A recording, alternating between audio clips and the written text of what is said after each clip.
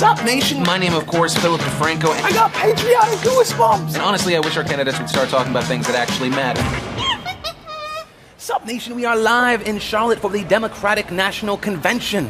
One down and one to go. As always, I'm Philip Defranco, and accompanied me tonight, Elliott Morgan and hi. Meg Turney. Oh, hello again. How is Charlotte treating you? Is it different? As somebody who comes from Florida, it rains here like every 10 minutes. I love it. And our hotel, it's amazing. I don't know. I don't think you do either. I think our hotel has no laundry whatsoever, so we've all had to do our laundry in bathtubs, and then we've hung it everywhere in like the room, and then we leave the AC on because we think that's going to make the clothes dry. But then we walk in, and it's like the most damp room ever. Oh no, my favorite is when they were left on the porch, and then it rained, and then it was rewashed by Mother And everyone was Nature. surprised. What? See, you should have been smart like me. Gone to my mom's house, got her to do it because, like a real man. Genius. Yeah. Genius. Genius. But guys, Phil. we're going to go back to Meg and Elliott later for discussions on bigger topics. And let's not forget The Nation Speaks later on the show. Get your smartphones, your laptops, your widgets, whatever you do, and answer the question of the day today, which is, what issues do you want the DNC to address this week? So tweet us your thoughts with the hashtag PDSLive, and we'll put the ones that we like on the show. If Meg hates it, probably I'll do that as well. But first, we have to talk about Romney's acceptance speech. How can we talk about where we are unless we talk about where we have been? And on our last live show, Mitt Romney afterwards accepted his Republican nomination for president, and here he is now. 4 years ago, I know that many Americans felt a fresh excitement about the possibilities of a new president. That choice was not the choice of our party, but Americans always come together after elections. We're a good and generous people. But today, 4 years from the excitement of that last election, for the first time, the majority of Americans now doubt that our children will have a better future. As governor of Massachusetts, I chose a woman lieutenant governor, a woman chief of staff. Half of my cabinet and senior officials were women. And in business, I mentored and supported great women leaders who went on to run great companies. But if you ask Ann and I what we'd give to break up just one more fight between the boys, or wake up in the morning and discover a pile of kids asleep in our room, well, every mom and dad knows the answer to that. The president hasn't disappointed you because he wanted to. The president has disappointed America because he hasn't led America in the right direction. He took office without the basic qualification that most Americans have, and one that was essential to the task at hand. He had almost no experience working in a business. Jobs to him are about government. This president can ask us to be patient. This president can tell us it was someone else's fault. This president can tell us that the next 4 years he'll get it right. But this president cannot tell us that you're better off today than when he took office.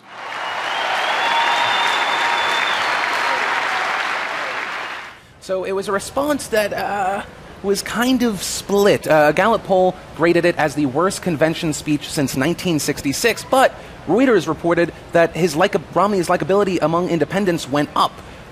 Guys, Elliott, I'm going to kick to you first. Okay. What was your opinion of it? I thought it was relatively boring, which was to be expected. I mean, I wasn't expecting him to like blow the roof off the place. Right. I don't know. I would have appreciated a little bit more in it. My favorite part is when he's like listing all the women that he employs, because I was really hoping, just for fun, he would just be like, "And I was born from a woman."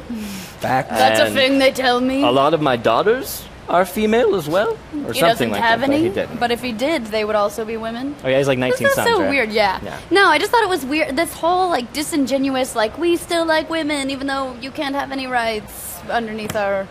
I mean, I don't know. Romney's likability in many polls have gone up. A lot of people are saying he's not seeming like a robot. And I do think I'm with you a little bit as far as it seemed like he kind of might have been pandering, but with all the bad press that they've gotten, pander away, dude. Yeah. Yeah, I think it was smart. But I just think that I don't. And I know that it's Romney's likability rating. I think that's heavily affected by Paul Ryan's speech the night before being such a big kick for them. I think people really liked Paul Ryan in his speech. I begrudgingly admit it was a great speech, and I think that kicked his likability rating up, not his speech. Okay. Cool. But Nation, that was it for the RNC, and we're going to be jumping right into the Democratic National Convention right after this commercial break. What? It's just the She loves soccer so much. She's so good at it. She's really grown up. Stop. She's so cute. Oh, Mitt Romney, huh? Yeah. You know what they say about him, don't you? What? That he's a crazy rich Mormon that specializes in turning companies that were underperforming into proven winners, and that his pragmatic tax plan might actually be the thing America needs right now? Oh, you know, just... Or that he's a strong debater, impressive campaigner, and skilled fundraiser. And despite claims that he's a billionaire who's out of touch with the poor, he actually gave 15% of his money to charity this year, unlike Barack Obama, who only gave 1%. Or is it that he forced Holocaust survivors to eat non-kosher foods, when the truth of that is actually that he saved his taxpayers $600,000 by having kosher meals delivered instead of funding the expensive process of making the meals in nursing homes? Well, I just meant that I'd heard on the news that Or are you talking about how people say he's a big old tax cheat and doesn't pay his fair share, even though it's not his fault if he's successful and made more money than most, and he should get more credit for working hard and smarter than the average taxpayer? That he's broken no tax laws, and if everyone in the nation would just get up off their lazy asses, try and make something of themselves and invest wisely like he does, well then they would pay the exact same tax rate. Are those the things you're talking about? You have a really beautiful garden. Oh, that's Manuel. I don't touch the thing. Hired help.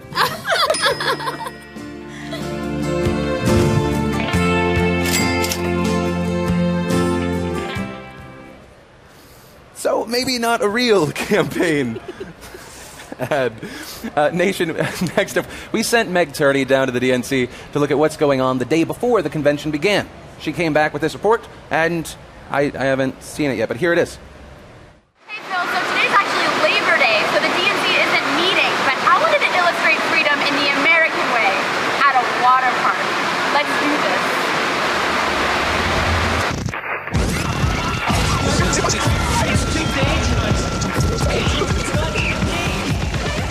Sometimes life in this country can be scary, like everything's falling out beneath you, or you're fumbling around in the dark trying to find your own way.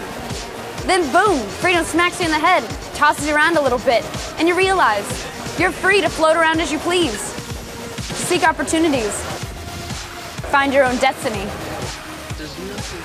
Though your hair might get a little wet in the process, it feels good. It feels American. And that, Phil, is what freedom's all about. Okay. Meg, that seemed a little bit... that seemed like you using a bikini to push an analogy? That was me teaching you about freedom, Phil. Okay. That's all I saw. I saw freedom on the screen there. Okay. Did you learn a little bit about freedom? I learned a bit about your cup size. Also known as freedom. As freedom. Freedom. Okay, so you know what? I'll begrudgingly admit maybe I spent company funds at a water park yesterday. But that's okay, because today I really did work down at the DNC. I'm finally here at the DNC. I made it. After a whole week of being at the RNC, I'm finally home amongst my people. Let's check it out.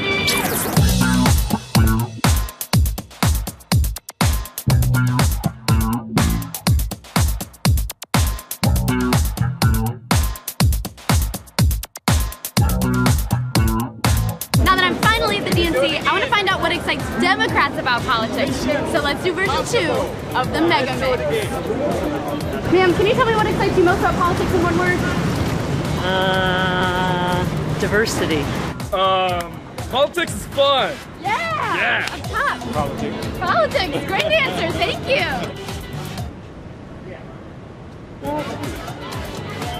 I don't. Oh, choice. Boom! Nailed it! This is what you say is a woman's one word. You say... So it looks like it was a little, the nicest way to say, a little different than the RNC. I would say people were nicer to you. Their answers, much different. What would you say is the biggest difference, the RNC, DNC so far? Even first that clip. Of all, in that clip, the lack of security, like everybody being able to kind of come and go. We were all walking together, free flow of ideas. Mm-hmm. People seemed much nicer, but there were a lot more protesters, I felt like, that I've seen down at the DNC this year than I saw at the RNC. Well, I think it's because they easily they have the better signs. We were just I don't think it's talking that about have the better signs. I think it's that they're able to get closer. Okay. And I just like even like the trucks around the city. I saw one of Obama with vampire fangs, like preying on the Statue of Liberty. I just felt like the crazy level was up a little bit with the protesters here as opposed to the RNC. What about you, Elliot? I think the biggest difference I've seen so far is at the RNC, I don't know, like everyone there was kind of like, Obama sucks and Romney's awesome and Paul Ryan's really awesome. But here it's like, I don't know, the feeling I get is that Barack Obama is a total rock star here. Like, people love him. I've seen like marble statues and like just for sale, a bajillion buttons. Like people love, there you go. What up? Got my button. Yeah, and people just go crazy, like shirts, t-shirts. It's all about Obama, which I get. He's a cool guy. We saw a sand sculpture. Yeah. Oh, you saw a sand sculpture? Yeah. That's pretty cool. I love sand sculptures. You walked by it too. Really? Well, I'm kind of. No, yeah. It's just kind of for me more. Here it's more about like Obama. Whereas at RNC it was also Obama with a slightly different tone. Mm-hmm. A lot more religious protesters too. So would you say more? So answer this: more this here, less this here. More positivity here. More positivity here. Less yelling. Less yelling. Maybe not. I would say more community here. Okay. Less talking about the issues. Okay, I would give one, but I literally just walked in through the rain. And more rainier. Actually, yeah, a lot more rain. Isaac. Despite the hurricane coming by. I don't know. Security. I mean, security has been. I don't know. I didn't see any coming in. Yeah, I didn't get any checkpoints. But I mean, I think it's weird. We're kind of like out of like we're on the perimeter now. Is my understanding? Okay. So we're not quite in the thick of it. Okay. I mean, the security has to be crazy because they're going to have the president. But I was coming from the other side of the convention center down here, and so I passed right by the door of the convention center. Still no security checkpoints. They need credentials. So whereas strange. at Tampa, you needed credentials to get within half a mile of the convention center. Do you feel like that's better? Do you feel safer? I felt just as safe. I just felt like I wasn't in a ghost town. Whereas at Tampa, I felt like I was in a ghost town, where those metal detectors and everything else was there. Okay. There were tons of police out, but it seemed like everybody was having a good time. Even the protesters, the dead baby protesters, as I like to call them, like even the police seemed to be having a good time with them, and like it wasn't. The police love the dead baby protesters. I love them. I didn't feel like it was more intimidating. You know what I mean? There were a lot of police, but it didn't feel intimidating. It was weird yesterday when we were on our way out and about. We like entered the area, and then as we were exiting, they were like, "You're going to need credentials to get back in," and we're like, "We don't have any credentials, but like we're already inside." And I was like, should you know that we may have accidentally bypassed some security previously if you're worried about this? But, And she was like, it's okay. Yeah. Oh, it's Come on in. I got to play with the dog. That's they so wouldn't even let me get terrifying to me. near them at the RNC. Meg just runs up to every, police dog that there is. I'm going to get mauled for sure. At the RNC, I, went over and the police officer was like, Don't even try. Don't even try. Come Here on. she was like, yes, he'd like to sit down and shake your hand. And he sat right down and put his paw out. And he was very excited. Oh. But guys, Nation, we are going to be talking about the blue states and the red states. Most of us know what that means, but if you do not, you're confused. You're like, what? Why are colors in politics? I don't understand. Here's Joe from SourceFed explaining the history of party colors. Okay, you know how some of you guys just sit at home and you're like, why are political parties designated certain colors? Like, why are the Republicans red and why are the Democrats blue? What do you mean you don't sit at home and think that stuff? Well, guess what? I bet you're thinking it right now since I brought it up. So let's talk about it. You see, the immediate answer isn't buried as deep into history as you might expect. The mainstream distinction of Democratic blue and Republican red was recently established in the crap storm that was the 2000 U.S. election. Remember that? You know that election where Gore announced his victory because, he won the popular vote and then he was like, oh, crap. Hold up, you guys. Remember when I said I won? You remember that thing called the Electoral College? Yeah, it's still a thing. Hey, at least we got some SNL lockbox debate goodies out of it, so that's great. Anywho, it is said that during that election, Meet the Press host Tim Russer, who has since passed, was the guy who pretty much cemented the current color coding system. It was all pretty simple. He utilized a map of the U.S., and if a state was expected to vote Republican, it was colored in a crimson red. If they were leaning Democratic, then a vibrant blue. And toss-up states were colored in with an unbiased purple. And that pretty much stuck. And thank God, because the whole political party color system was needlessly complicated prior to the 2000 election, which blows my mind. It's just colors. How could we mess it up? Well, when color television became a thing back in the day, networks in all their overthinking glory devised a color system for election coverage. But for whatever reason, they felt the need to avoid color-based favoritism. Like, the Democrats can't be blue all the time because that'll indicate that we like them the most, right? What the F? Seriously, what were they thinking? Okay, maybe I kind of understand the sentiment with the whole red communist threat thing going on, but then why didn't they just use, let's say, white? I mean, it still adheres to the whole American flag motif, and if I'm being honest, okay, wait a minute, now I'm overthinking it. I get it, you got me. Moving on. So, instead of assigning a set color for either party, they created a color rotation system. One election, the incumbent would be blue, and the challenger would be red. The next election, the incumbent would be red, and the challenger would be blue. Rinse, wash, and repeat. And this weirdness went on through the 2004 election, but luckily, it just so happened that in both 2000 and 2004, the blue landed on the Democrats and the red on the Republicans, falling perfectly in place with Russert's system. Yes! Then, in 2010, the Democratic Party officially unveiled their all-blue logo, and in the same year, the Republicans showcased their official all-red avatar. And that, ladies and gentlemen, is how the political party color scheme was established. But guess what, guys? I'm not done talking about colors yet, so buckle up, buddies. You're about to get face-f***ed by a rainbow of knowledge. You see, this whole red-blue thing in America is confusing for the rest of the world. Why? Because we're talking about America, and America refuses to conform with the popular whims of the rest of the world. Get out of here, metric system! Go away, every other foreign language ever. So, take the color red. Typically around the world, red is associated with very liberal, communist, socialist movements, not conservative parties like the U.S. Republicans. Same goes for blue. It's normally associated with conservatives, but in the U.S., lefties claim that color. America. But what about other colors, Joe? Well, let me tell you. Green, environmental movements, green policies, stoners and Irishmen. Yellow or gold, the Libertarian Party, and also connected to Judaism. Brown, fascists, with a close association with Nazism through the brown coats. Black, anarchists, ninjas, and Death Cab for Cutie concert attendees. And white, pacifists and that one Power Ranger that never really fit in. So there you go, guys. Knowledge that you had absolutely no thirst for. But thanks for watching anyways. You're the best. Nation, the convention has started and a lot is happening this evening. We have Mayor of San Antonio, Julian Castro, delivering the keynote speech tonight, and many are hyping him up to be the next Barack Obama. He's already made history as the first Hispanic speaker to talk at the keynote address here at the DNC, and this is the biggest speech of his life so far. After Castro tonight, we'll have Michelle Obama making the case for her husband's re-election, and we'll have more on the First Lady later tonight, and then tomorrow, former President Bill Clinton will be speaking. He'll be talking about Obama's economic policy, which Clinton might know a thing or two, or three, or I don't even know anymore. And on Thursday, we'll have Vice President Joe Biden.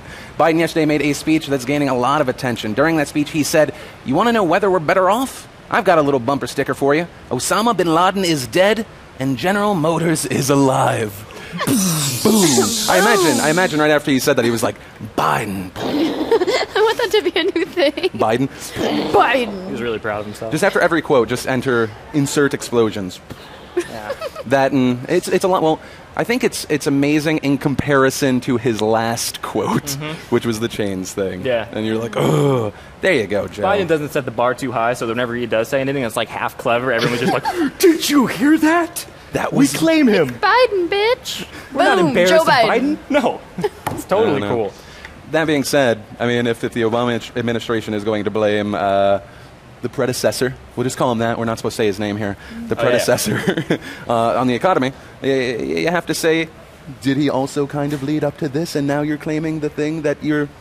Yeah. Does that make sense? Oh yeah. No, I feel like people that are like, "What are you talking about?" I have no idea what you're talking about. Well, you're saying that Obama should take some responsibility and be like, it's part of the reason we're here. Well, I find it funny just that he, many Democrats will push off the blame of the economy because obviously, he came in during a bad time, but at the same time, our special forces were in certain places getting certain information because of the former president. Yeah, it's kind of weird. They when it comes to Osama bin Laden, they're like, that was all us. That was us. And then... Is it like it was Obama's second day in office and then we shot Osama and he was like, oh, that was me? No, it was years of under Obama's. And I think the same thing for the economic recovery. I think that General Motors is alive is an Obama win because Obama put in those policies, not George Bush. George Bush is the one who I just said his name twice. Get it? One more time, and he's going to appear the one and who, murder I you. know, right? oh God. He's the one who led us in this downturn, and they do blame him a lot because a lot of his policies, his tax cut to being one of them, led us in this downturn direction. I'm gonna hit that. The tax Let's hit it. later. Let's hit it. Who wants to hit it? When Mama's ready. When Osama bin Laden died, I didn't go, good job, Barack Obama, and I didn't go, good job, George W. Bush. I was just like, that's probably a good thing that he's dead. Oh. Yeah, I was going to say, good job, SEAL Team 6. I was going to say SEAL Team 6, but I didn't want to. I think that I completely agree with that. I just think that if he's the one who put the operation into play, then he should get to say that's my win. Meg Turney. Agree to disagree. Jeez. Wait, okay, but we also have more because, of course, the big moment on Thursday night will be Obama himself accepting his nomination for re-election to close out the DNC, and that's really what we have to look forward to this week. I'm excited. Are you guys excited? I think yes, it seemed like so exciting. Don't even get me started. I just felt like we were going to get out of the RNC, and then we were going to be a family, and now here we are, just as dysfunctional as ever. I feel familial. This is how my family works. Oh, really? Not really. We get along really well. I'm really excited, if getting back to the topic, about Michelle Obama's speech, because I like the way she speaks. I think one of the problems I had with Ann Romney's speech is I felt like I couldn't relate to her, and I feel like Michelle Obama is very good at relating that every woman kind of vibe. And I'm also really excited about Obama's speech. How do you relate to Michelle Obama? How do I just think that she has she went to school, she did her, her thing, she made herself, before she needed a man. She made herself as a woman. I feel like to say that, you should have been doing that. She didn't. No, but I'm just saying, like, when she met Barack, she had made herself already, and I feel like she's really independent, and she still goes out, and through all the naysayers and her Let's Move campaign and everything, she still goes and does it, and I really respect that. Wait. Elliot, how do you relate to Michelle Obama? Well, I mean, we both have, like, very similar arms. I don't know. She does have kind of manly She has a prettier arms. smile than I do. That's buff. That's healthy. She is buff. She's super buff. Yeah. Yeah, she works out a lot. That's not how I relate to her. She's really articulate. No, I don't relate in that way. I don't know. I'll she has keep two you daughters, updated. just like you do. We've both been the first lady before. I've never been a first lady. Dang it! I don't know. I thought I had you. You carried Ellen? Did she carry Ellen, or who was it she did the workout thing with? Was Jimmy Fallon somebody? I don't know. she She's always dancing or working out with someone, and I'm always jealous. I'm like, how do you? Oh, because you're the first lady. Yeah, How do you make all these cool your husband's the president? Do you think That's Ann a Romney president. as the first lady would just dance with kids all day? I would hope so. That's part of the job, right? Or to do something that's like for the good No, of the it specifically says children. first lady must dance with children. Yeah. Well, That's I mean, it. Romney It's wants in a the pile of them Constitution. in his bedroom, right? Isn't that what he said? That was amazing how you Literally took what that he quote. said. Yeah, we just keep finding these piles of Boom. children everywhere. He did. And I'm like, where'd they come from? Okay, that Is wasn't that- Are they me. sleeping? He Honey, said there's that. a pile of sleeping children in the bedroom.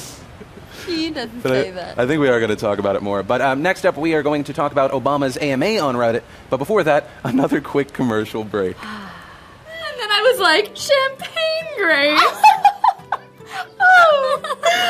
Oh, Barack Obama, huh? Yeah. You know what they say about him, don't you? What? That he's incredibly charismatic and a wonderful public speaker, and that when he was sworn into office, it was one of the worst economic times in America, and it's not like President Bush left him with much. That he's an utter delight and an utter darling. I just meant that, That he authorized a surgical raid that ended the life of Osama bin Laden and kept his promise and got those troops out of Iraq. And he inspired millions of people by becoming the first black U.S. president and appointed 2 women to the U.S. Supreme Court. You know, a lot of... What, that regardless of some people claiming that his stimulus failed, it was a significant benefit to the economy's performance, and it helped create between 1.4 and 4 million much-needed jobs. And he's looking at a successful re-election. You mean those things? Bitch probably should have thought before she spouted her mouth off. Oh, look, hydrangeas.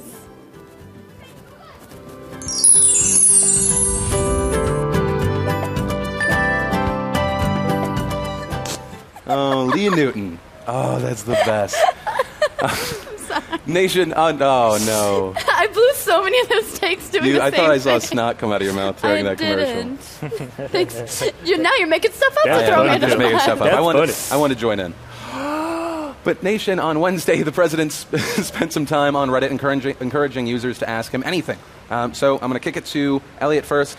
What did the Redditors ask him? Okay, somebody asked, Redditors, just in case nobody out there, like, I'm new to Reddit, and I haven't even signed up for an account yet, Welcome. but they are an extremely intelligent group of people, so I thought it was cool that he went on there. But anyway, even though it was a big PR move, whatever. So the first question is, what are you going to do to end the corrupting influence of money in politics during your second term? And President Obama responded, we know how Republicans feel. Nope. That is a different, you know what? I can read it for you if you want. I have the answer. Perfect. We need to start with the passing of the Disclose Act that is already written and had been sponsored in Congress to at least force the disclosure of who's giving to who. We should also pass legislation prohibiting the bundling of campaign contributions from lobbyists. Over the longer term, I think we need to seriously consider mobilizing a constitutional amendment process to overturn Citizens United, assuming the Supreme Court doesn't revisit it. I think that was a great answer. I really wanted him to do one Rampart answer for all the Redditors out there. I wanted him to be like, sorry, I'm only answering questions. If we could keep it on my movie. On Rampart. Rampart. Yes. 3 people understand what we're saying right now. Okay. And then what was the next one? So the next question was, we know how Republicans feel about protecting internet freedom. Is internet freedom an issue you'd add to the Democratic Party's 2012 platform? Elliott, this is what he said. You can read great. the words. Internet freedom is something I know you all care passionately about. I do too. We will fight hard to make sure that the internet remains the open forum for everybody, from those who are expressing an idea to those who want to start a business. And although there will be occasional disagreements on the details of various legislative proposals, I won't stray from that principle, and it will be reflected in the platform. That was wordy and vague. Yeah, I just felt like the idea of there will be occasional disagreements on the details made me feel like I'm going to try and screw you at some point on this a little bit. I mean, if he had called out, I think, whether, ACTA, SOPA, TPP, anything, any of these treaties, any of these bills that they're trying to get through that involve copyright infringement that could potentially fuck us, fuck the regular user, I think I would have received more from that. But I get it. It's a political answer. It is, yeah. No, they were very political answers. My favorite answer out of all of them was the question, are you considering increasing funds to the space program? And President Obama replied, or said some words, and then somebody near him translated it into something that was almost grammatically perfect. The passing of Neil Armstrong this week is a reminder of the inspiration and wonder that our space program has provided in the past. The Curiosity probe on Mars is a reminder of what remains to be discovered. The key is to make sure that we invest in cutting-edge research that can take us to the next level. So even as we continue work with the International Space Station, we are focused on a potential mission to an asteroid as a prelude to a manned Mars flight. I personally would have preferred the answer yes. No, I felt like the idea that you were going to be staying on the cutting edge of technology, and we need to be looking at things that are really reflective. I felt like that was a way of saying, like, not really. Yeah, I think NASA and just a lot of that really is interesting. I noticed because the programs are so ill-funded that I think it was Bad Astronomer the other day. They started this whole thing trying to get people to donate money to just send money so that space camp can still be a thing. Oh, I went to space camp. Did you? It was awesome. Was it really? I actually watched. I've never been. I watched a thing. It was like one of those shows. It's like Auction Hunters or whatever. But they were all donating money to give kids scholarships to space camp, and it was like astronauts had signed things, and they were like doing auctions to bring kids to space camp. I think that's awesome. How was space camp? I've never heard. It was amazing. There's one part we'll tell you about, a little trip down memory lane. Come on, guys. Here we go. So they took us in a plane, like a little tiny prop plane or whatever, and they not all of us. That would make the plane crash. But they took a few of us, and they flew us into the air or whatever. And the pilot, it was like to feel weightlessness or whatever. So the pilot turns the engine off or whatever, and we free fall, and then he'd take us up and he'd do it again. I'm gonna vomit it just was thinking crazy. About it was legit. I felt weightless. It was the coolest thing. So we all had candies and stuff, and we were doing the Apollo 13 thing where they're playing with it in the air. It was awesome. No, that's amazing. They're called the vomit comet if you go on the actual one. They go up and down, and I just thinking about it makes me feel like I'm sorry. We won't talk about it. There was also no, a lot it's of really awesome, super but I feel like I wouldn't have the stomach for it at all. Yeah, no, it was very cool. Why aren't you an astronaut? Well, for one, I'm not smart. And for two, you usually have to have military experience, and for that you have to be strong. Okay. Yeah. Okay. Other than that, though, that's the only two criteria. Just if I had those. Yeah. I felt like my favorite question was, how do you balance life with being the president? Because, I think Obama in particular has been the most, we feel like we could hang out with him, like you were talking about. Feel like we could hang out with him, president. So to find out, how he, his answer is kind of long and wordy, but one of the things he says is that he never misses dinner with his kids. At 6:30 every night they go and have dinner, and then even if he has to leave, he makes sure that he's there for that, and that also he plays basketball on the weekends.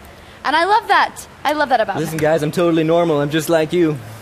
vote I think for it's me. cute that he has. It is cute. It's dinner cute. with It's his cool. kids. I have nothing. I can't. Don't shit on having dinner with your kids, Elliot. No, I don't. I think there's a difference between accepting the fact that it's really cool, but also accepting the fact that it is very like blatantly political to come out and be like, I'm a family guy. I'm not saying it's a bad thing. I'm saying it's totally good. You're I'm just shitting saying on it. you take the There's good with literally the bad. the definition of what you're doing right now is shitting Do you on at least appreciate that he didn't use the wording, I walk into rooms and I see children, piles of children? What I wouldn't give to have a pile of children That's in my like- bed, you know? This is like a microcosm for the difference between Barack Obama and Mitt Romney. You have like this really eloquent, like really sweet, sentimental thing, and then you have the piles of children. Yeah. And that his favorite basketball player is Michael Jordan. I'm with him. I'm with him on Jordan, but that's also... Wait, and then... Wait, there was one more. What is the recipe for the White House's beer? I saw a video on this. Oh, yeah. And they were like, we wanted to be like all those other Americans that make their own beer, so we got our chefs to make beer. And I was like, that's cool. Sure, That's Mr. what President. my chef makes my beer. Yeah? Yeah? Oh, yeah. No, not you. No, I can't afford one yet. Sorry about that. But Nation, there is going to be a lot going on at the DNC. There's plenty of stuff going on outside. Today we kicked out Elliott Morgan and sent him to an Occupy camp. Camp. It's different than a regular Occupy camp. But Yeah. what'd you find? Well, I found a lot.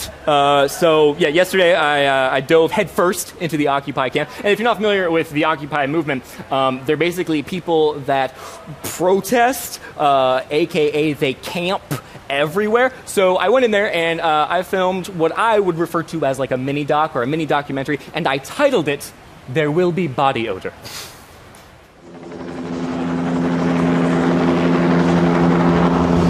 Hey guys, Elliott here, down at this Occupy movement, a bunch of different types of people under a banner of love, and I'm gonna go talk to them. Over here.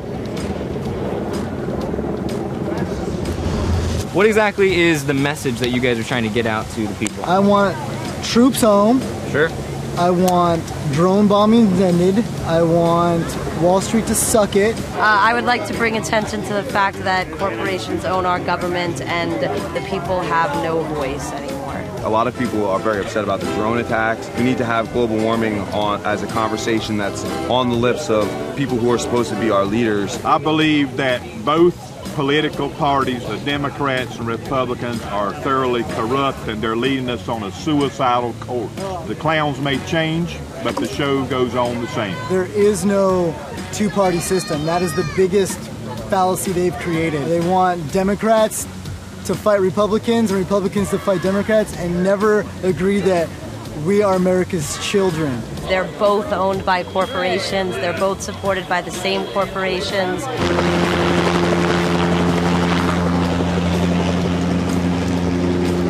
This is, I just had a feeling that we'd have an Obama parade coming along through here, and I had a feeling they would be chanting 4 more years, so I wanted to just clarify what 4 more years meant, and the list could go on and on. I picked out a couple of the big issues. When a lot of people think of protester, they think of somebody who is terrifying and setting things on fire. You seem very mild-mannered.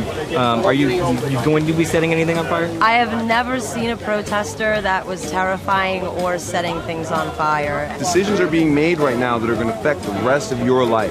And if in the next few years we don't start to step it up, you're really talking about what the classic dystopian future. It's just not the kind of place. Really, really scary stuff. It's like Terminator. Terminator type stuff. All right. Yes, perfect. I saw the sun shining through Armageddon. What they say about it ain't so. 'Cause I just went through the West Bank about an hour ago. Now I know that Jesus loves me, 'cause the Bible tells me so. And we can have peace in the Middle East, and the rivers of blood will flow.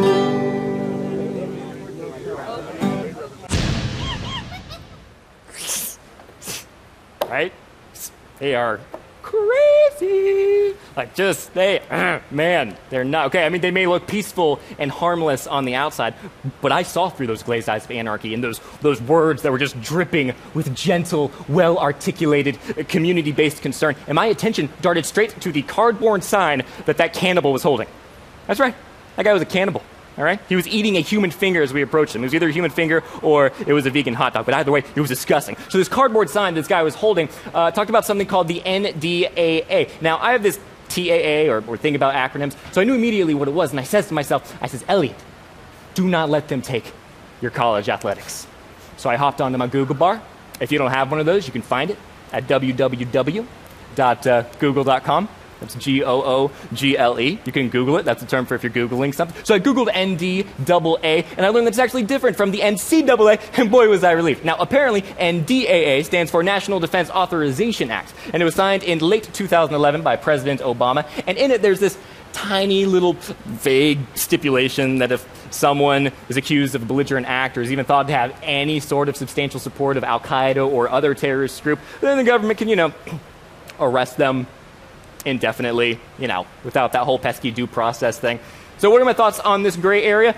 Absolutely, okay? Bring it on. NDAA all the way, all right? Okay, so think about it. Right now, I have like a 0.002% likelihood that I will walk out of this convention, I don't know, kill people or whatever. But you know how you get that 0.002% to drop down to a nice round 0.0000%? You arrest me. Permanently. Problem solved. Okay? I can't commit a crime if I'm already being punished for it. That's like double jeopardy. Or it's the opposite. It's reverse double jeopardy. It's inverse jeopardy. It's all the different types of jeopardies. In fact, I don't want to toot my own horn here.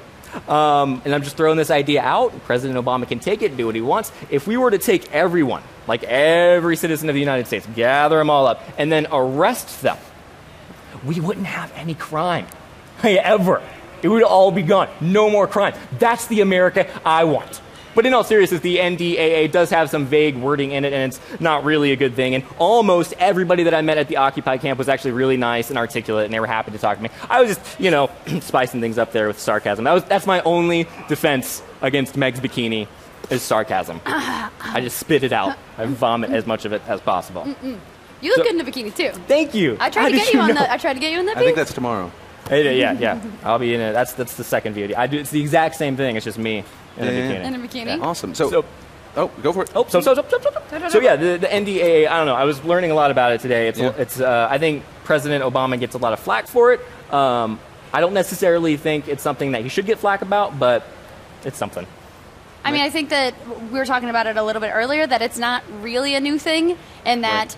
I mean, like I was saying to Elliott, it's the worst way to think about America, but if they just picked you up, Phil, and then they carried you away, and then they just put you in a room forever, what are we really going to do about it? You know what I mean? Right. Like, you think about people who are detained right now, we don't really do anything. Bradley Manning, for instance, a lot of people would argue that this is kind of this instance of this, even though he is being accused of a crime, there really hasn't been a fair treatment of him. So there's not a lot we can do anyway, and I think that a president could have pulled this, even if it would have been illegal, before this was signed into law.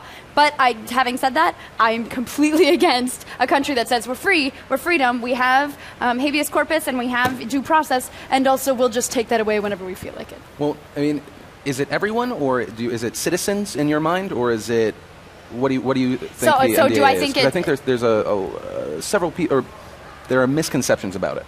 Well, so my interpretation of it is that is it a citizen of the United States who is suspected of being involved with Al-Qaeda or a belligerent act, I think is the wording that you used. Yeah.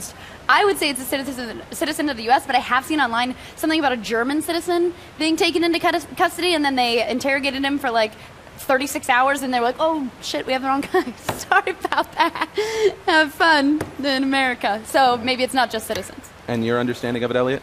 My understanding is that it's something that was passed in the wake of 9/11 and then was basically affirmed by this. And so Barack Obama sees a big bill, it has 1,000 pages on it. There's maybe 2 paragraphs that he does not want in there, but you can't just go in and throw that out. It's a lot of money involved. There's a lot of red tape. So he passed it along, then released a statement that was I don't really support everything in this, blah, blah, blah. Right.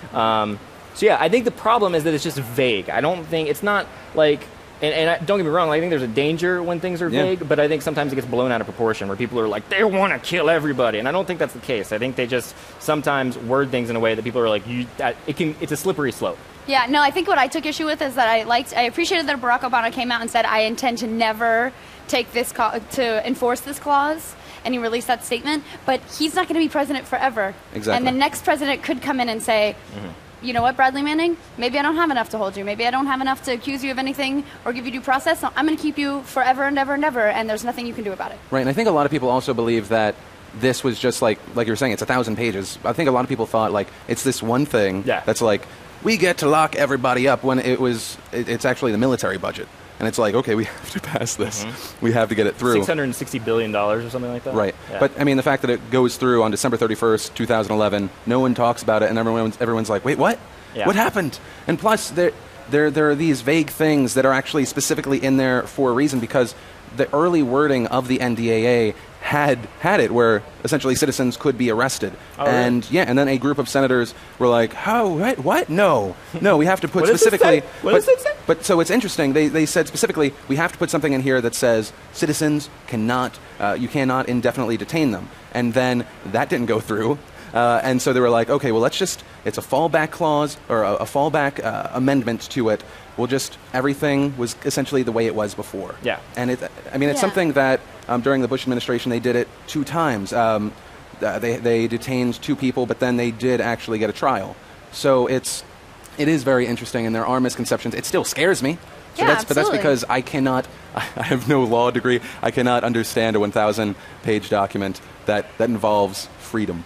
No, I mean, I think it's like the internet kill switch, the idea that they've been pitching over and over again and trying to tack onto clauses that they can pull a plug at any point for national security, our ability to get online. And while President Obama could come out and say, I'll never let them pull that switch, the idea that someone could at some point, if this is ever passed, just pull the plug, and we could be like when Egypt was going through their Arab Spring, right, and people were plugging things into phone jacks and trying to get people online. I mean, that's scary. Right now, if there was something going on, the first thing we would all do is jump to the internet. I feel like when I feel an earthquake, the first thing I do is check Twitter to make sure I felt the earthquake. You know what I mean? Like, that's essential to what I would call our freedom, and to have that taken away, this is kind of in the same vein that it would scare me. Yeah, I think the core, motive that people have when they're against stuff like this is this paranoia of a police state. Right. I don't necessarily think that the way you keep America from becoming a police state is by acting like we're already in a police state, because I know these Occupy wonderful people, Occupy protesters, for the most part. Some of them yelled at us a lot, but for the most part they were really nice, but the way they acted about everything was though it was already the end of the world. And that's when I kind of start tuning things out, when when someone comes at me with so much passion over something. I get it, it's an important issue, totally, but if we're going to solve problems, I don't necessarily think the way to do it is by freaking out and acting like they're evil for something. It's vague. I completely agree that if they go 0 to 60, you kind of just tune them out. You get a little overwhelmed. But I do feel like they think that there's things like these drone helicopters, police helicopters that can go around and observe you and things like that. To them as a police state, and they I think, speak on their behalf, I could be wrong, fear waking up 20 years from now and saying why didn't anyone tell us we were headed in this direction? Yeah. And so maybe they're a little too passionate about it. I think that there are better ways to go about it. And actually, when I was at the LA Occupy movement, they were very careful about signs that had profanity on them, or that were too, people with their Guy Fawkes masks were kind of discouraged. I think there's a way to go about it that's really effective. And, I think that that's the way for them to kind of get through to the people who maybe don't believe their cause. Yeah. Yeah. Oh, you were going to say something? A hurricane is blowing through right now. Yeah, and I'm literally in the middle of a hurricane right now. I think the motive is legitimate. I think I totally understand the fear. It's just speaking, and maybe I'm wrong. Maybe the way to do it is what they're doing, which is getting in everyone's face and shouting and protesting and hitting it head on. I could be wrong. I just know, personally speaking, when someone approaches me with that type of tactic, I'm kind of whoa, dude. On a personal level, I agree. It is something sad about our media, even my show that I do daily. I am more likely to cover something that turned violent or something that's crazy than a bunch of people standing, and it's a little scary, and so I think that's why there is that aggression. But I think we're going to talk about that more during the Nation Speaks when people tweet us, because Michelle Obama's speech is going to close out tonight's speeches, and after that she'll be in town the entire week. She'll be at smaller caucuses trying to drum up support for her husband's re-election. And guys, what do you think about Michelle Obama's speech? Is there a goal in it? Is it essentially the same thing as Ann Romney? I don't think she has the same problem. Yeah, I agree. She doesn't have the same problem. Like I said, she doesn't have to prove herself as this I think Ann Romney really had to prove herself, distance herself from this like millionaire-esque wife kind of role and make herself like this every woman. And she also had to sell Mitt Romney as like, he's a lovable teddy bear. You know what I mean? Like, we're lovable people and you should love us. I think Michelle is, hey, you guys, remember us? We won you over last time. Come back in. We're going to do it again. I think her speech is a lot easier. And honestly, I think she's a great public speaker. She's been doing it for 4 years. I think she's going to nail it. It's interesting. I don't know. I think...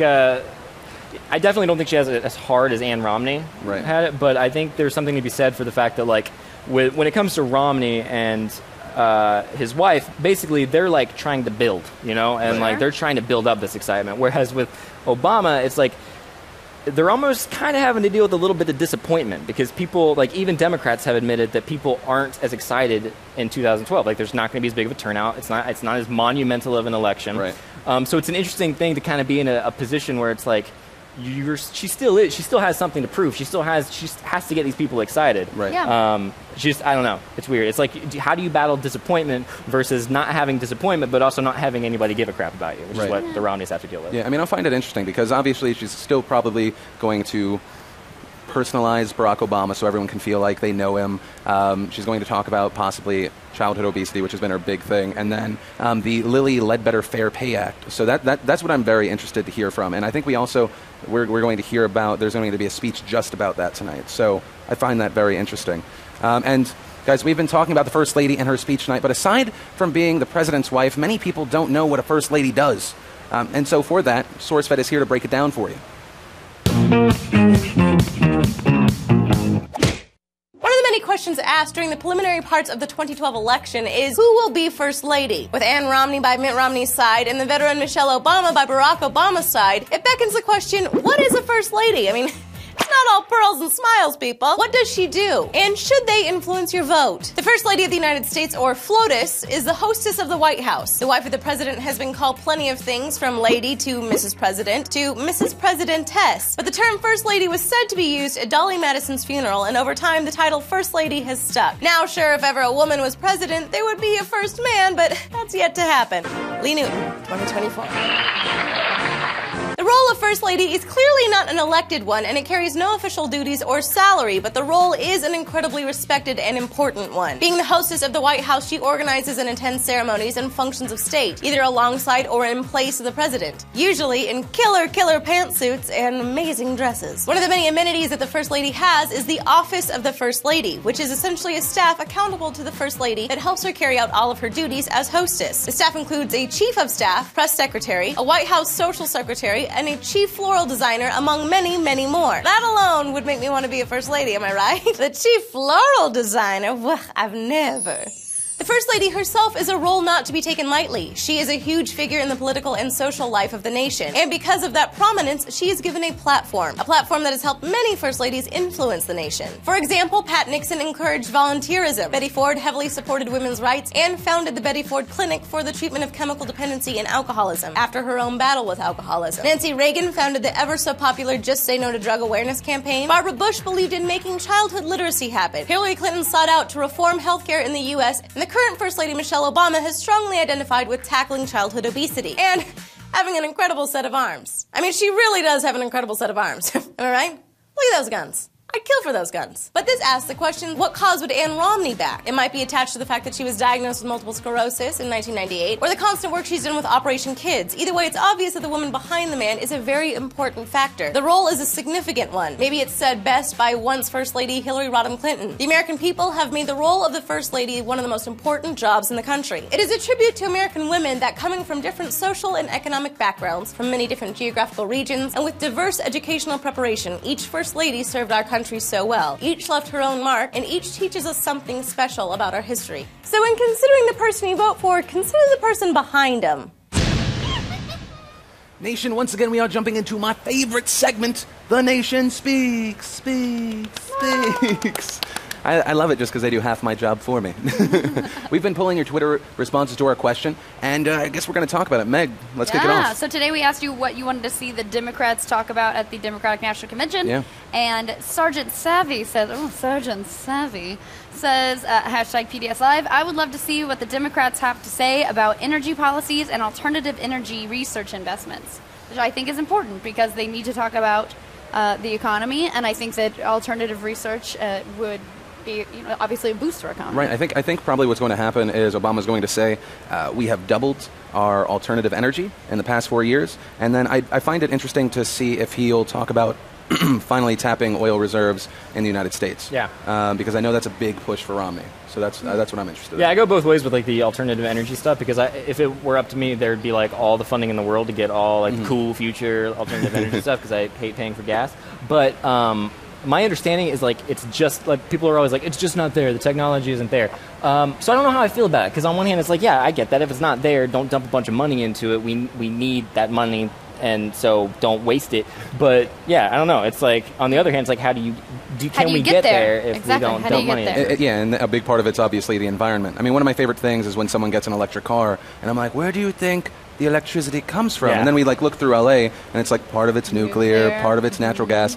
Huge amount of coal, just a massive amount. Well, it's just like you feel funny when somebody buys a hybrid and then you kind of investigate, or an electric car. Right. But then you're also like you got to support like you're trying something new. They're trying. I want a wind car. It'll be a sailboat with wheels. Let's get a skateboard. Exactly. No. So what do we have? All right, next? Christy S. Perez, Elliott's Too Slow, says, #PDS Live. They need to talk about how they plan on helping the economy and reducing the deficit. We had a lot of people actually say someone else, Viva LA Mena, I'm sorry if I just ruined that, said, I would like the DC speakers to address a plan to help decrease loan debts for recent graduates. So, I mean, like a lot of economy coming up in these streets. I know Obama's probably going to, or I hope he mentions the Pell Grants because that's something that he's been pushing when he randomly goes on like Jimmy Fallon, things like that. And then, what was the first part? I had it in my head and then I lost it, and then you X'd out of it. And then I X'd out of it. They need to talk about the economy and reducing the deficit? Yeah, which is actually going to be interesting because I know that's a big plus with Paul Ryan. It's like, oh, he's the economy guy. And then there was talk today that the Democrats' kind of ace in the hole is their version of Paul Ryan, who's going to just like try and slice through his economic plan. Yeah, but I like that the ace in the hole is Paul Ryan, whose budget was hugely controversial. I mean the Democrats, their ace in the hole is someone that's going to essentially just attack him for that. I was saying the Republicans' ace in the hole is someone who put out a budget plan that was hugely controversial. Let's see. Elliot, what do we have? All right, we have Jerica Lerv. I probably butchered that. Says, I want them to speak the gay marriage issues. Yes, I know it's a social issue, but I think equal rights for everyone is so important. #PDS Live. We also had someone today, they wanted to talk about overturning Citizens United and the environment. Those are two that we're not actually... We heard the overturning Citizens United and the AMA on Reddit, but we haven't heard anyone mention the environment. We didn't hear... I didn't hear anything I can recall from the RNC about the environment. I have, obviously when you randomly scroll through there, now that we're at the DNC, do you see more that aren't necessarily about the economy, but more on social issues? So this is actually the first... We didn't get any at the RNC that were like, I want to talk about gay marriage. You know what I mean? We didn't really get social issues so much. Right. We've gotten a few here, or lesser-known issues like the environment, which I'm not sure I would call that like a social issue, but... Right. But yeah, I mean, I feel like we're getting a little more of those because that's what plays to the Democrats the here. Dems, yeah. Okay. And young people. I mean, social issues, young people are obviously going to... I mean... Social issues are something that, like, you don't need to know a ton about to have a stance on. Right. Very true. I mean, you do have to know some stuff, obviously, because anything involving the government, it's way more complicated than it seems. But, yeah, I mean, it's very easy for people to be like, I believe this, and this. But then when it comes to the economy, it's kind of like it's all based in research and what works and what doesn't work. And it kind of makes my head want to explode a little bit. Exactly. Yeah, it's harder to wrap your brain around. Yeah, and the problem I think that a lot of the problem I think we're having with this election is because the economy is such a big issue, it's very intimidating for, like, people to get involved and start learning about the economy in 2 months. You know, like people spend their lives studying it, and all of a sudden it's like I read 2 articles and I'm like, no, I get it, I know exactly what we're supposed to do, and it's way bigger than that. I think the hardest thing for me is that if you ask someone on the left what went wrong with the economy, they have studies and facts and figures, and this is what went wrong, and you have someone on the right and they have completely different facts and figures, and they all say they're completely factual, and this is how we interpret the information. And so it seems like whatever, if you only lean left, then you're like, no, I have all these facts and figures. Either way, they don't match up. So when you're in the middle, it gets very frustrating to say who's skewing which information. It's hard to know what's real and what's not. Yeah, I would like to see, like, because whenever, like, we'll post these live shows on sourcefed.com, but when we'll post them on there, and then the comments are, like, huge paragraphs, but they're always, like, super, like, war, drones, deportation, and like they're all like the hot button issues. I would love to see like a huge flame war all about just the economy and then freaking out. I mean, they do they'll throw it out, but I want to see like the essays that they write on YouTube. It's just that nobody has a passion for the economy. Like, I would say I have a passion for gay rights. Like, that is something that feels very personal to me, and that it's very personal to help me, or for me to help make that a real thing. And that I don't think anyone says, like, the economy is very personal to me. Sure, fiscally, it makes a lot of sense. You really need money in your pocket. You don't need student loan debt, but it doesn't make you feel like when you go to bed at night, like, you really I would argue keeps you warm. that it's not personal. I do. I would argue that it's not personal for the most part, because I know, like, for example, when it comes to, say, like, my parents own a business, and so for them, whatever direction the economy is going directly affects their lives, like, on a day-to-day basis. So, I don't know, but that being said, it's a different thing for it to be like the economy affects it versus actually figuring out this entire subject, you know? It's like calculus. It's very intimidating. It Which is. is horrible, I completely agree. Yeah. Wait, what do we have next? Okay, so Schultz Isaiah said on Twitter, @Source said, I think that the Occupy movement made a difference in our minds, especially for those directly involved, but I'm not convinced anything has changed. We had a few Occupy tweets come up. Do you feel like anything's changed? No? I mean, it changed in what way? Like, well, I mean, the mindset of what's happening. But I mean, I think there were a ton of people for it because there was like this anger that bordered on class warfare. Yeah. And then all of a sudden this moment where it tipped and everyone was like, oh no, they're crazy. Yeah. And for some reason, it just went on too long. There was no solid list of demands. There was nobody at the top saying this is what we need. That was articulate. And I think that it lost. People got the fire, and then it was kind of like a catchphrase, like, "Oh, we all got over it. What's up?" Like, nobody says that anymore. Yeah, when I was talking to him yesterday, it was kind of like I would talk to one group of people, and they would be like, "Oh yeah, we're Occupy Chicago or something," right. And then I'd come over and I'd be like, "Okay, so you guys are the Occupy Wall Street people." Like, in my head, they were all the same, and they would be like, "We're not Occupy Chicago, we're Occupy Miami," and then I was like, "Okay," so like, and they're like, "They believe this and we believe that," so like, there's not a lot of unity on the platform. But then also another thing I asked the guy, the shirtless guy with the dreads that were really awesome, was how they survive on a daily basis, and he said, "Well, there's actually a lot of rich people that really respect what they're doing, and they'll send like pizzas and stuff." And I thought that was really cool, and I asked him about kind of hinting at the class warfare thing about like, well, the Occupy movement kind of gives out this impression a lot of times that rich people are horrible, and that fundamentally their entire platform is based on fighting the 1%. And I don't know, he said something really cool, which is basically that like, at the end of the day, if you're about like love, it's okay, and like that spans all classes. I thought that was really cool. If that had been the mentality of the entire movement from the get-go, I feel like maybe they'd still be really strong. No, I feel like when I attended the Occupy Los Angeles march, the very first day that they all got together, I went with someone who was very close to the 1% that they're fighting against, and I feel like just because he had money, it wasn't like they were against him. Like, he understood their politics, and that was what mattered to them, and he was able to support them in that way. That was so much more to them, meant so much more to them, that someone who didn't need to see it their way was taking the time to see it that way. That really meant a lot to them. I think a lot of it does come down to organization and unity and a unified message, because I know that when I saw certain things from Occupy LA, it looked much smaller. It was much smaller. They were saying different things, like you were saying, and then there was no organization. There was a guy trying to talk, and then there was a homeless guy like screaming at him, and I was like, I don't know. Yeah, at some point it became less about like the platform, less about what the stances that they had, and it became more about this culture that they now have. Exactly. Which I think is cool, and I think I don't know. When I see somebody and it looks like they're just there to have fun, I lose a lot of respect for it. Yeah. That being said, as far as like whether or not they've changed stuff, I think anytime you have like a super underdog group of people, you're going to get a lot of people interested in politics as a result of it. I think that really, like, at the end of the day, fighting the system from the outside is very difficult in this country. You need somebody who's on the inside, who's on Capitol Hill, who can wear a suit and actually speak articulately about issues to represent you. I think that the Occupy movement kind of missed out on that a little bit. Yeah. And that I think that, they have good ideas, and I think that they got a lot of people thinking in this country. They got a lot of people feeling like, you know what, we are disgruntled and we're not the only ones. Right. And if something goes wrong, we can band together. Obviously, it didn't pay off very well for them. I think winter was very hard for them, but I do think that they changed the way people think a little bit about protesting in this country. I can see that. Let's do one last And then let's. One I last think that's Twitter, it. and I'll start it off on a good subject. Edmund Dictionary said, at everyone on the stage, indefinite detention is the beginning of fascism. I think everyone can agree on that. We're good? No discussion? All right, I felt like that I think wasn't everyone can like agree a discussion topic at all. No. Yeah, I mean, I think it's just the fact that if it's actually a thing that happens for American citizens. I mean, do you guys think it's terrible if it happens to anyone?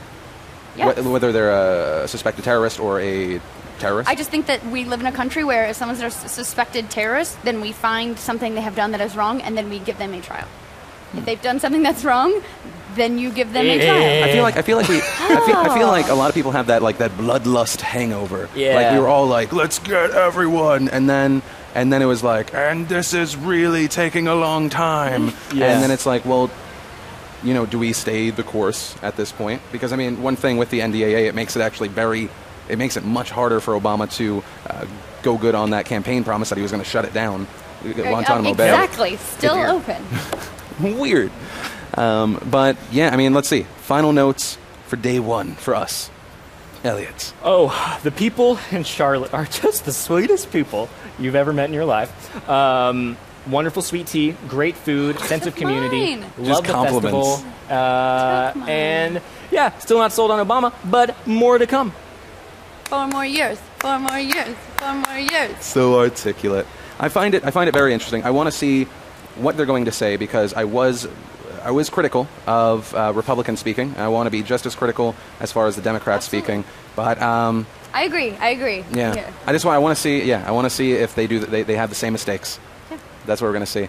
But, guys, that's going to do it for The Nation Speaks tonight. Make sure you keep tweeting us using the hashtag PDSLive, and we'll try to get your thoughts on the show tomorrow at the beginning. But, yeah, that's it for tonight. Speakers tonight will include Rahm Emanuel, Obama's former chief of staff and now mayor of Chicago. Then we'll have actor Kal Penn, which may seem odd, but remember when he left House? Well, that was to work on the Obama administration for public engagement. And after him, we have Lilly Ledbetter, which we mentioned earlier, a women's equality leader and namesake for the Lilly Ledbetter Fair Pay Act. And then, of course, Julian Castro and Michelle Obama to close out the night. But before we go, I want to thank the lovely Meg Turney and the fantastic Elliott. Thank you. I lost my voice. So welcome, good. Phil. They're so nice. But, yeah, that's it for tonight. As always, I'm Philip DeFranco. You've just been filled in. I love your faces, and I'll see you tomorrow.